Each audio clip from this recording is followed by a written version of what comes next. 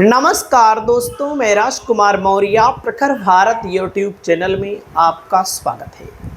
उत्तर प्रदेश में होने वाले आगामी विधानसभा चुनाव के लिए सभी राजनीतिक पार्टियों ने अपनी अपनी तैयारी तेज कर दी है।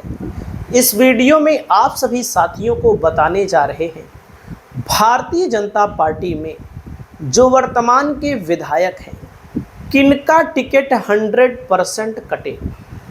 इस वीडियो में आप लोग देखिए और आप लोग अपनी राय को कमेंट करके बताइए, क्योंकि दोस्तों लोकसभा का जो चुनाव हुआ समाजवादी पार्टी कांग्रेस को अच्छी सफलता मिली, तो बीजेपी ने अपने सांसदों के टिकट को काटने में कोताही बरती।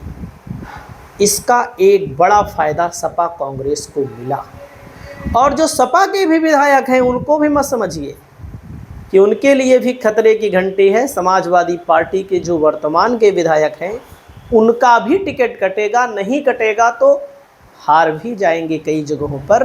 तो भाजपा की बात हम कर रहे हैं, तो भाजपा में सबसे पहले देखिए, जब लोकसभा का चुनाव हुआ बीजेपी के इन विधायकों की विधानसभाओं में समाजवादी पार्टी को बड़ी जीत मिली है।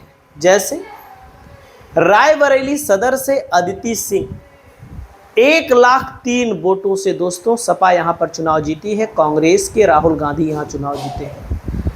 भाजपा को 55,000 कहां वोट मिला और समाजवादी पार्टी कांग्रेस को 1,53,000 वोट मिला। अब आप सोचिए, जमीन आसमान का अंतर है। लगभग 1,03,000 वोट से अदिति सिंह पीछे रही। 2027 में मैं आप सभी साथियों को बता दे रहा हूं, इनका लगभग हारना तय हो चुका है। जनता इनको हरा सकती है अगर बीजेपी ने कोई बहुत बड़ा गेम नहीं किया तो। क्योंकि दोस्तों हकीकत यह है कि पिछली बार जब ये लड़ी थी भाजपा से तो इनको लगभग 7,175 वोटों से जीत मिली थी। 7,175। उसके पहले कभी भी इनके पिताजी अखिलेश कुमार सिंह ये खुद जब कांग्रेस से 2017 में चुनाव लड़ी थी तो 89,000 वोटों से चुनाव जीती। कभी 7,000, 8,000, 10,000, 15,000, 20,000, 25,000 से इनके पिताजी चुनाव नहीं जीते। मार्जिन हमेशा 50,000, 60,000, 70,000 रहा, चाहे वे निर्दलीय चुनाव लड़े तब भी। तो आप समझ लीजिए इनका टिकट कटना तय माना जा रहा है, नहीं कटेगा तो हार जाएंगे। अगला नंबर आता है सहारनपुर नगर। दोस्तों नगर मतलब सहारनपुर की देहात विधानसभा पिछली बार सपा जीती थी। सहारनपुर नगर विधानसभा में समाजवादी पार्टी और कांग्रेस का जब गठबंधन हुआ, क्योंकि दोस्तों जब दो ध्रुवीय चुनाव हो रहा है तो कहीं कहीं पर सपा को फायदा मिल रहा है तो कहीं कहीं पर भाजपा को फायदा मिल रहा है। क्योंकि बसपा अगर मुस्लिम को टिकट दे रही है, बैकवर्ड में किसी को दे रही है, ब्राह्मण ठाकुर में किसी को दे रही है, तो वोट ट्रांसफर नहीं हो पा रहा है, यानी कि वोट बसपा की तरफ नहीं जा पा रहा है। तो आप ये समझिएगा सहारनपुर मुस्लिम बाहुल इलाका है। भले भाजपा 2022 में यहाँ पर चुनाव जीत गई, लेकिन अब यहाँ पर भाजपा के लिए बहुत कठिन परिस्थिति है। तो राजीव गुंबर का भी टिकट कटना तय माना जा रहा है। दोस्तों अगला नंबर आता है नकुड़ विधानसभा, सहारनपुर जिले की सीट है। मुकेश चौधरी यहाँ पर 200-300 वोटों से चुनाव जीते थे। 2022 में जब चुनाव हुआ था धर्म सिंह सैनी को सपा ने टिकट दिया था। बसपा ने मुस्लिम कैंडिडेट साहिल खान को टिकट दिया और मुस्लिम कैंडिडेट जो है दोस्तों अब सपा में आ गए। देखो नेता मजबूत लड़ेगा बसपा से तब तो मुस्लिम समाज का वोट चला जाएगा। अगर नेता का मतलब होता है कोई बिजनेसमैन आकर लड़ेगा, कोई वैसे ही अचानक से आकर लड़ेगा, तो मुस्लिम समाज का वोट बसपा में मुसलमान उतारने के बावजूद भी नहीं जाएगा। ये हकीकत मैं बता रहा हूँ, हालांकि हमारी बात लोगों को बुरा भी लग जाएंगी। तो दोस्तों इस सीट पर भी इनका टिकट कटना तय है, क्योंकि अब यहाँ पर बहुत कठिन परिस्थिति है बीजेपी के लिए। नरहौट विधानसभा है बिजनौर जिले की। दोस्तों बिजनौर जिले में ओम कुमार 31,000 वोटों से चुनाव जीते थे। 31,000 वोटों से जब चुनाव जीते हारे थे इनकी विधानसभा में, नरहौट में, बिजनौर में भी इनका भी टिकट कटना तय है। रामपुर में दोस्तों जहां आजम खान चुनाव जीते थे, आजम खान की सदस्यता चली गई तो उपचुनाव हुआ। उपचुनाव में भले आकाश सक्सेना जीत गए, जब मुख्य चुनाव हुआ तो यही आकाश सक्सेना 38,000 वोटों से हार गए। रामपुर की बात मैं कह रहा हूं, लोकसभा में भी हारे। इनका भी टिकट कटना तय है, या फिर लड़ेंगे भी तो चुनाव नहीं जीत पाएंगे। बिस्वा विधानसभा है दोस्तों, यादव बाहुल्य इलाका है। यहाँ पर निर्मल वर्मा 43,000 वोटों से जीते, मतलब कि हार गए अपनी विधानसभा में। यहाँ पर भी बीजेपी चुनाव हार जाएगी, इनका भी टिकट कटना तय है। मतलब यहाँ पर हारने के चांस ज़्यादा हैं। सीतापुर की सिदौली सीट है जो पिछली बार बीजेपी चुनाव यहाँ पर जीती थी। सोचिए आप लोग, बीजेपी के विधायक हैं, इनका नाम है मनीष रावत। 56,000 वोटों से इनकी विधानसभा में बीजेपी कैसे पीछे हो गई?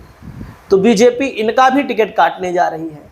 मोहनलालगंज लखनऊ दोस्तों, लखनऊ मोहनलालगंज अमरेश कुमार जीते थे 7-8 हज़ार वोटों से 2022 में।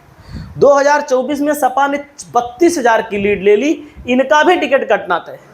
अशोक कुमार दोस्तों हैं सलोन विधानसभा रायबरेली, विधायकी का चुनाव तो जीत गए थे, लेकिन सलोन में क्यों जीत गए थे? सपा और कांग्रेस अलग अलग लड़े, विपक्षी वोट बट गया, इसका फायदा भाजपा को भी हुआ।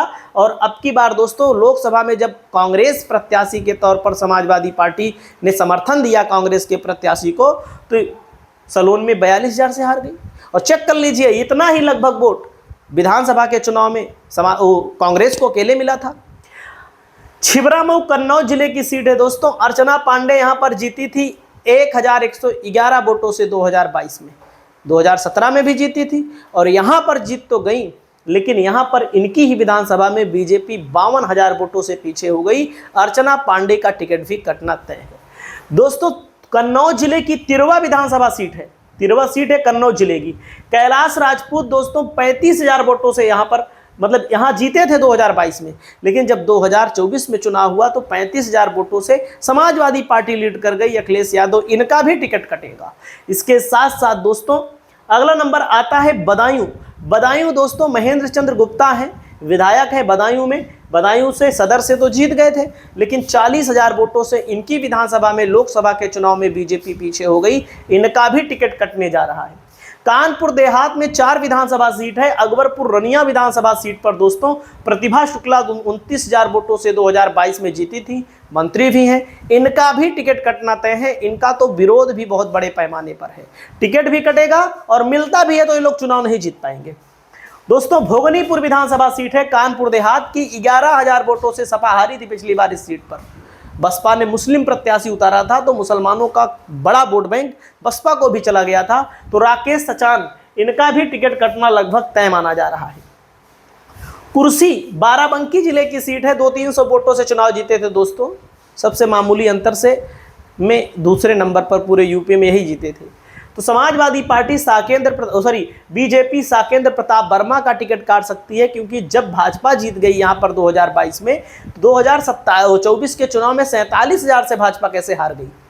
बीकापुर सीट है दोस्तों, अमित सिंह चौहान है। बीकापुर में तो मैं बार बार कहता हूं बीजेपी को केवल हिंदू मुसलमान का फायदा मिला, बाकी बीजेपी किसी भी कीमत पर चुनाव जीत ही नहीं सकती थी।